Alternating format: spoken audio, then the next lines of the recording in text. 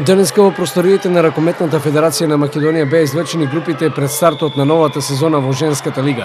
Во споредба со лани, кога има 14 екипи, годинава бројката е зголемена и има два нови тима, Астибо од Штип и Феникс од Битола. Во групата А и групата Б ќе се играат по 14 кола во систем дома-гости во регуларниот дел. Најдобрите 4 од двете групи формираат плей-оф група, додека останатите ќе играат во плей-аут. Во плей-оф и во плей-аут се пренесуваат бодови од 4 до 1 во зависност од позицијата во регуларниот дел, а ќе бидат одиграни дополнително уште 14 кола по системот дома-гости. Првото коло ќе се одигра на 18-19 септември. Група А ја сочинуваат екипите на Куманово, Чаир, Деспина, Гевгелија, Пелистер, Шампион, Кузман, Вардар и Феникс. Во групата Б играат Вардар, Металург, Струженка, Спартак, Овчеполе, Су, Ѓорче Петров и Астибо Штип.